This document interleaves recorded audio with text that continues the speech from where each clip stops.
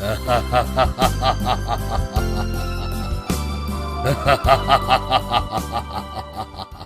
गांव में रोहन और पिंकी नाम के पति पत्नी रहते थे। वो दोनों बहुत ही गरीब थे। पिंकी जुड़वा बच्चों को जन्म देती है, जिनमें से एक लड़की और एक लड़का होता है।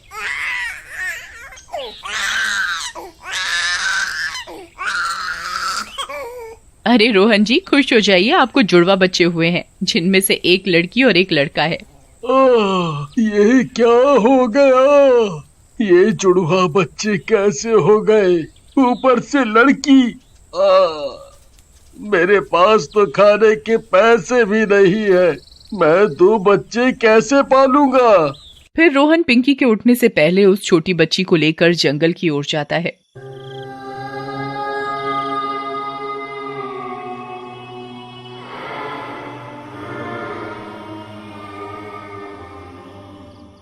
बच्ची उसकी गोद में रो रही होती है।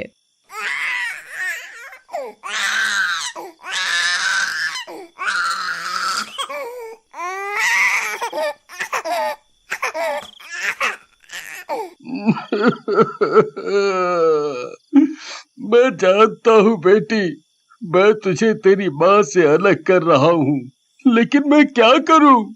मेरे पास इसके अलावा कोई चारा नहीं है।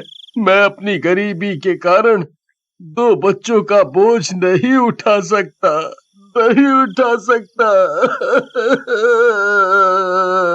फिर रोहन उस बच्ची को एक पेड़ के नीचे छोड़कर आ जाता है। रोहन के जाने के बाद उस बच्ची की रोने की आवाजें सुनकर उस पेड़ पर रहने वाली एक चुड़ैल नींद से जाग जाती है।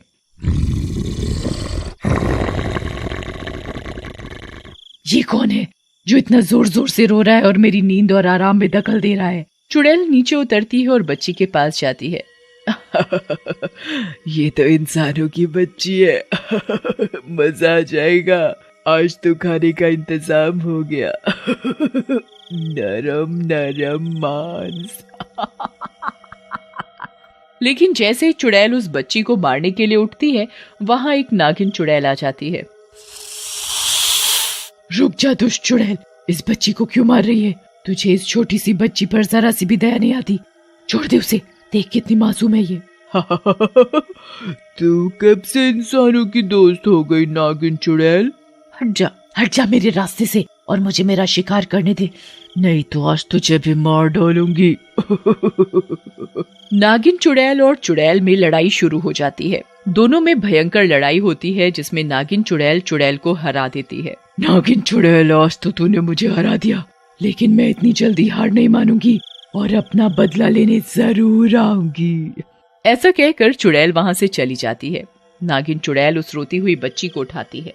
वाह, कितनी प्यारी बच्ची है, इसे कोई कैसे यहाँ जंगल में मरने के लिए छोड़ सकता है? ये इंसान भी कितना निर्दयी हो गया है। वो बच्ची भी नागिन चुड़ैल की गोद में आकर चुप हो जाती है और नागिन चुड़ैल को देखकर मुस्कुराने लगती है। कितनी प्यारी मुस्कान है बच्ची की। मैंने फैसला कर लिया है, चाहे इंसानों ने इसे छोड़ दिया है, लेकिन मैं इस बच्ची को माँ की कमी नहीं होने दूंगी। मैं पालूंगी इसे। इसके बाद नागिन चुड़ैल एक औरत का रूप बना लेती है और उस बच्ची को पालने लगती है, और बच्ची भी धीरे धीरे बड़ी होने लगती है। नागिन चुड़ैल उस बच्ची का नाम चुटकी रख देती है। एक दिन चुटकी खेलते खेलते नागिन चुड़ैल के पास आती है और बोलती है, माँ, मैं अकेले खेलते खेलते ऊब गई हूँ, यहाँ से चलो। इस जंगल में अकेले कब तक रहेंगे? मैं जब भी आपकी बस्ती में चलने के लिए बोलती हूँ आप टाल देते हो, लेकिन मैं अब आपकी बात नहीं सुनूंगी। अब तो आपको चलना ही होगा।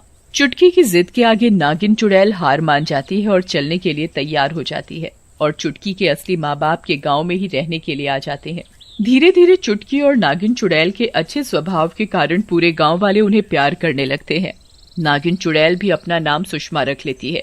एक रात जब सुषमा कुएं से पानी लेकर आ रही होती है, तभी वो जंगल वाली चुड़ैल वहां आ जाती है। क्यों नागिन चुड़ैल, बहुत ही सुंदर नाम रखा है तुमने नागिन चुड़ैल।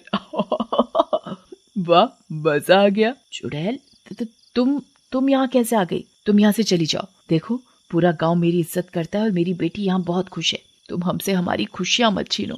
चली जाओ, मैं तुम्हारे आगे हाथ जोड़ती हूँ। तुम में कब से इंसानों वाली भावनाएं आ गई? तुम चुड़ैल हो, भूल गई? हमें सिर्फ लोगों की खुशियां छीननी आती है। ऐसा कहकर चुड़ैल वहां से गायब हो जाती है और उसी रात जब चुटकी घर पर सो रही होती है तब वो चुटकी को उठा लेती है और गोद में उठाकर उड़कर जंगल ले जाती है।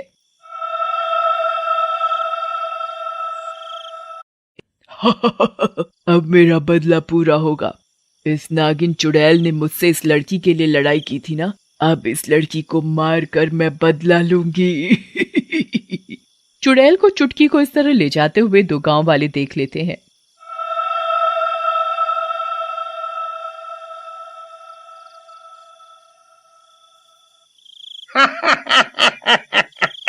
अरे ई का है, इतनी रात को चुटकी कैसे उड़ रही है? देख देख। चुप करो तुम, इस ऊन में दांत दिखाए जा रहे हो। ध्यान से देख, चुड़ैल है, उसे उड़ा कर ले जा रही है। फिर दोनों गांव वाले गांव में आते हैं और जोर जोर से सुषमा को बुलाते हैं। ओ सुषमा बहन, जरा बाहर आओ।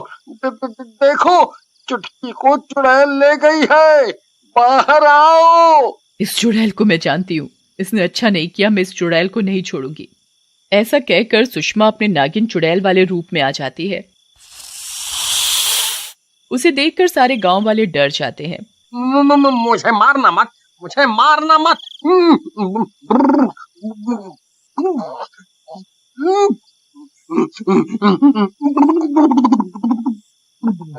तब तक वहां रोहन और पिंकी भी आ जाते हैं। अरे सुषमा बहन, ई का हुआ? तुम भी चुड़ैल हो क्या? हाँ भाई, मैं भी चुड़ैल हूँ और इस चुटकी के प्यार के कारण मैं इस रूप में तुम लोगों के बीच में रह रही थी। जब उसे कोई छोड़ गया था मरने के लिए जंगल में, तब से लेकर आज तक मैंने उसे अपनी बेटी ही माना है। चुड़ैल की ये बात सुनकर रोहन बोलता है। वो बदनसीब मैं ही हूँ, नागिन चुड़ैल मैं हूँ। मेरी बीवी पिंकी को 2 जुड़वा बच्चे हुए थे, लेकिन मैं अपनी गरीबी के कारण चुटकी को जंगल में छोड़ आया था। मैं तुम्हें कभी माफ नहीं करूंगी। तुमने एक माँ से बच्चे को छीना है, अब मुझे मेरी बेटी वापस चाहिए। तुम चिंता मत करो रोहन भैया, मैं चुटकी को लेकर ही आऊंगी, चाहे मुझे अपनी बेटी की जान बचाने के लिए अपनी जान क्यों ना देनी पड़े। नागिन चुड़ैल के जाने के बाद वहां गांव के पुजारी भी आ जाते हैं और बोलते हैं। गांव वालों का ऐसा प्यार मैंने कभी नहीं देखा। एक इंसान के बच्चे के लिए चुड़ैल लड़ रही है, हमें भी कुछ करना होगा। पुजारी के कहने पर गांव वाले भी जंगल की तरफ जाते हैं। वहीं दूसरी ओर जंगल में, बाहर निकल दुष्ट चुड़ैल, कहाँ छुपा रखा है मेरी चुटकी को? आ गई तू, मुझे पता था तू आएगी अपनी बेटी को बचाने, लेकिन अब की बार तू मुझसे नहीं बच पाएगी। इतने सालों में मैं बहुत शक्तिशाली हो गई हूँ। ऐसा कहकर चुड़ैल नागिन चुड़ैल को बांध देती है और मारने लगती है। तभी चुटकी उनकी सारी बात सुन लेती है और बीच में आ जाती है। नहीं नहीं चुड़ैल जी, मेरी माँ को मत मारो। ये जो भी हो मुझे नहीं पता, ये सिर्फ मेरी माँ है। क्या प्यार है माँ बेटी का। नागिन, भले ही तूने इसको जन्म नहीं दिया, लेकिन ये तुझे प्यार पूरा करती है। तभी गांव वाले पहुंच जाते हैं और पुजारी जी बोलते हैं। दुष्ट, बहुत हुआ, बहुत परेशान कर लिया तूने इन दोनों को। ऐसा कहकर पुजारी जी चुड़ैल पर गंगाजल छिड़क देते हैं और चुड़ैल वहीं जल जाती है। फिर नागिन चुड़ैल चुटकी का हाथ पकड़कर पिंकी के हाथ में दे देती है और जाने लगती है। लेकिन चुटकी नागिन चुड़ैल को पकड़ लेती है और बोलती है, माँ तुम कहीं नहीं जा सकती, तुम ही मेरी माँ हो, तुम्हें मेरे साथ ही रहना होगा हमेशा। फिर गांव वाले भी नागिन चुड़ैल को गांव में ही रोक लेते हैं और वो सुषमा के रूप में ही गांव में रहने लगती है।